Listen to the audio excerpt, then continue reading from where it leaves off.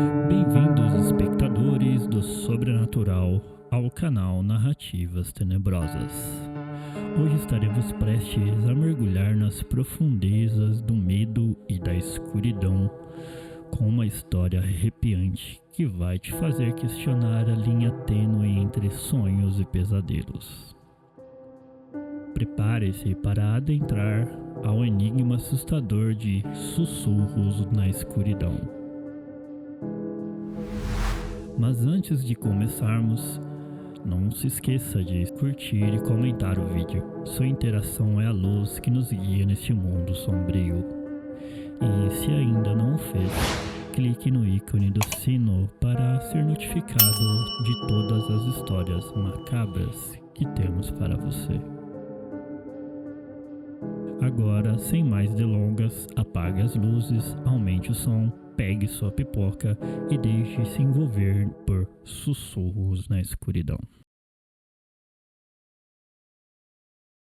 Confesso para você, meu único amigo, que nunca levei meu dom, se posso chamar isso de dom, como algo divino. Era sempre assombroso demais, até que cresci. Mas me lembro bem de quando as coisas começaram. Eu tinha cerca de 7 anos, ou um pouco mais. Estava sentado na sala de casa, assistindo desenho na televisão, até que vi uma mulher muito diferente de todas na minha família entrar pela porta. Parecia uma cigana. Os cabelos pretos esvoaçantes, a saia rodada e os véus todos escorridos pelo corpo. Ela apenas se sentou ao meu lado e sussurrou umas palavras que eu não entendia. Não parecia que estava conversando comigo, mas em um momento de reflexão. Quando eu perguntei quem era ela, percebi que minha voz estava um pouco elevada. E talvez, por isso a mulher tenha se assustado, levando a mão até a boca em surpresa. Talvez ela não tivesse me visto. E então perguntei de novo quem era ela. Queria saber se era uma tia distante ou uma prima que não conhecia, mas ela não me respondeu. Só continuou da mesma maneira, me observando de cima para baixo. Quando insisti novamente na pergunta, minha mãe interveio da cozinha. Com quem você está falando, Gustavo? Minha mãe colocou a cabeça pela soleira da porta e observou, mas em vez de seus olhos pousarem em cima da mulher, apenas me fitava. Você não está com essa bobeira de amigo imaginário não, né? No momento, eu até senti meu coração se acelerar. Como era possível minha mãe não ver uma mulher do meu lado? Ué, mãe, tô falando com as mulheres dos véus. Que mulher? Quando eu virei novamente, não tinha ninguém lá. Nem sinal que estava realmente ali. Nem o lugar que havia sentado estava quente. Parecia que tudo estava normal. Que mulher, Gustavo? Eu não conseguia raciocinar direito. Apenas olhava para minha mãe e para o chão, tentando criar uma relação lógica entre tudo aquilo. Olha, se eu souber que você fez isso para me assustar, vai ficar uma semana sem videogame. Agora me diz, com quem você estava falando? Não me lembro quais palavras eu usei para convencer minha mãe do que tinha acontecido. E acho que também não consegui, porque ela apenas colocou a mão na minha testa como se estivesse medindo a temperatura e depois saiu de volta para a cozinha sem dizer mais uma palavra. E quando meu pai chegou do serviço, ela também não comentou nada, não na minha presença. Talvez depois tenha feito quando eu estava dormindo. A única coisa que sei é que aquela noite foi a pior da minha vida. Foi repleta de pesadelos indecifráveis, visões de acidente de pessoas que nunca tinha visto na minha vida. Não tive sequer um sonho normal, algo que uma criança pudesse se orgulhar. No outro dia, quando contei para meus pais, a única coisa que disseram era que eu devia rezar mais antes de dormir. Que isso era um castigo por eu ser, por vezes, um menino desobediente. E eu acreditei que com isso não teria mais nenhuma noite como a passada. Só aquela já tinha sido bastante. E meu primeiro ato de proteção foi fazer uma prece do jeito que só uma criança sabe fazer, cheia de promessas de mudanças e um fim, em nome do Pai, do Filho e do Espírito Santo. Amém. Coloquei no meu coração que aquilo seria meu ritual para ter uma noite tranquila de sono, mas não foi bem assim. Eu cheguei em casa esgotado naquele dia. Tinha tido aula de matemática e outras coisas que exigem bastante o uso do cérebro, mas ainda assim tive energia para brincar na rua com os meus amigos e gastar o restinho dela resolvendo os deveres de casa. Quando me deitei, só tinha um único pensamento: dormir até tarde, já que no outro dia era sábado, e logo peguei no sono. Não, sem antes fazer a minha prece de proteção. Logo nos primeiros momentos que me lembro daquele sono, fui tomado por visões. Pessoas encapuzadas em volta de um livro aberto, velas tremeluzindo como nos filmes de terror. Elas pareciam entoar um cântico em outra língua e tremiam, às vezes violentamente, suas vozes assumindo um tom de clímax, até que pararam de uma só vez e me olharam.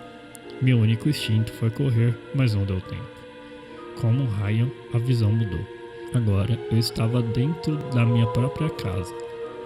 As mesmas cores, decorações, mas haviam outras pessoas, muitas outras pessoas. Não as conhecia, não eram minhas professoras nem as tias.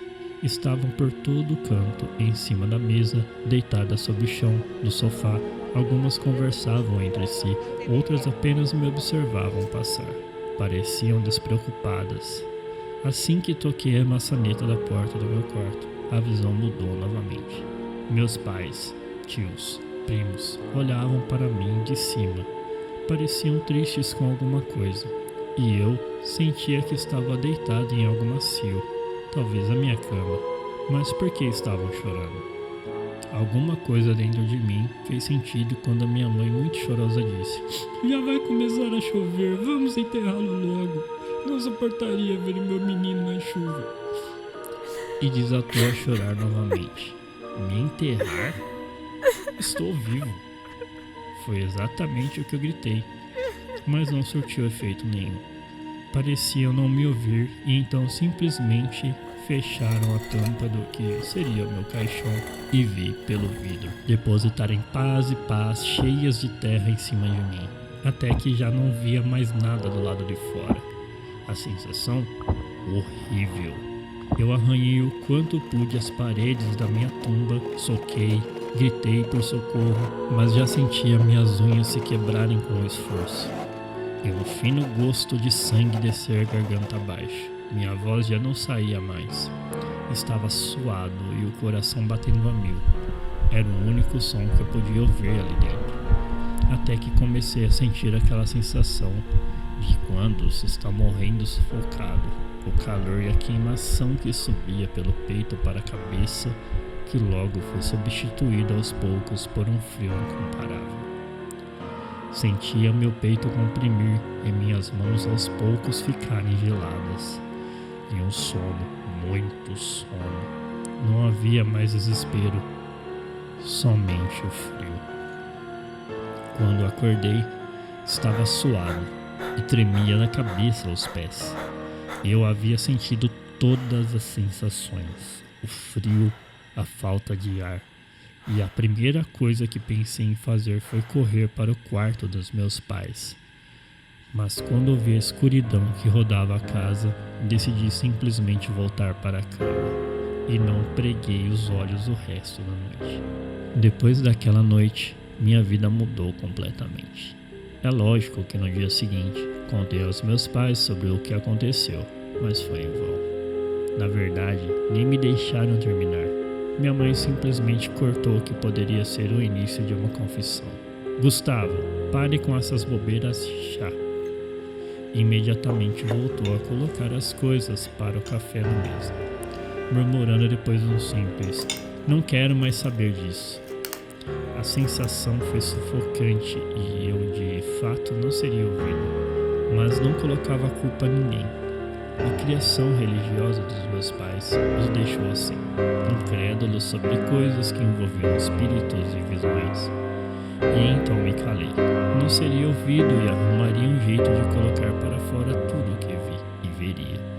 Uma semana depois, ainda buscava um ouvido para saber da minha desventura passada. mas todos moldavam a mesma expressão de incredulidade.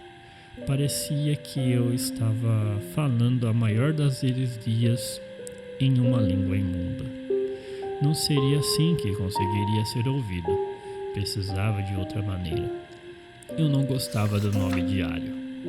Por isso chamei de Caderno dos Sonhos. Mesmo que fossem pesadelos, eu só não queria chamar a atenção dos meus pais. Meu caderno tinha desenhos disformes e histórias inacreditáveis que só eu sabia ser verdade. Com o passar do tempo, o aumento das obrigações que uma vida de adolescente exige, acabei esquecendo do tal caderno, ou para ser sincero, simplesmente o deixei de lado. Me acostumei com as visões que vinham toda noite sem falta. Algumas duravam apenas alguns minutos, flashes e vultos. Em outra eu era espectador, vendo o desenrolar da trama, impotente. Pessoas enterradas vivas, acidentes de carros e mortes. Mas elas nunca se repetiam.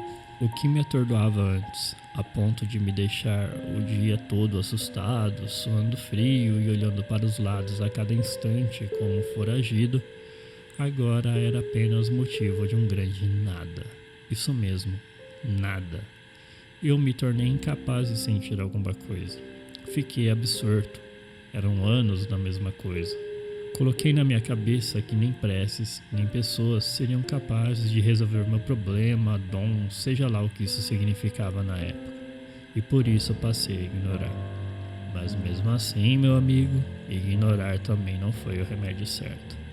Parece que depois disso as coisas passaram a desandar ainda mais.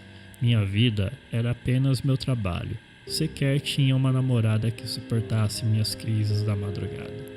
A maioria das garotas que me envolvia fugia no dia seguinte, e as mais corajosas duravam um pouco mais de uma semana. Bastava me ouvir contar sobre minhas visões para que pudesse fugir assombradas, dizendo sempre a mesma coisa. Você é louco! Eu ouvi tanto essa frase. Enfim, apesar de tudo isso, minha vida não era de todo ruim. A luz do dia era minha escapatória. Acordar, trabalhar, visitar meus pais no final de semana e dizer-lhes que estava tudo bem. Mas parece que o destino mudou as forças que moviam minhas visões. Não queriam que eu as deixasse de lado. E foi justamente por causa desse acontecimento que eu vim parar aqui, conversando com você, que no final vai fazer a mesma cara de espanto e dizer que sou louco. Só que dessa vez com convicção. Sabe, às vezes sinto que realmente a sanidade me fugiu em algum momento. Talvez quando eu não tive ajuda ou quando simplesmente decidi deixar passar. A verdade é que eu nunca vou saber o que realmente passa, porque fui agraciado com essa misticidade. Tenho pouco tempo, eu sei. E já devo estar prestes a morrer nesse momento em que lhes conto essa minha história. Mas não estou com medo. Longe disso. Confessando para você, me sinto até bem. Talvez encontre na morte o meu alento. Me desculpe, eu me perdi um pouco. Continuando. Antes de vir parar aqui, eu tive o que eu julgo a última visão. Dessa vez, não eram como pessoas desconhecidas. Te contei isso? Então, todas as pessoas antes dessa visão eram pessoas que nunca vi na minha vida. Mas essa era diferente. Era com a minha vizinha. Chegamos ao fim de mais uma narrativa aqui em nosso canal. Espero que tenha sentido o drama da história de Gustavo e que tenha desfrutado dessa jornada nas sombras. Se você ainda não seguiu Narrativas Tenebrosas e ativou o ícone do sino, não perca a oportunidade de se juntar na nossa comunidade de amantes do suspense. Mantenha-se atualizado com nossas futuras histórias aterrorizantes. Até a próxima vez, quando novamente nos encontraremos nas profundezas da escuridão. Não ande pela sombra e até logo.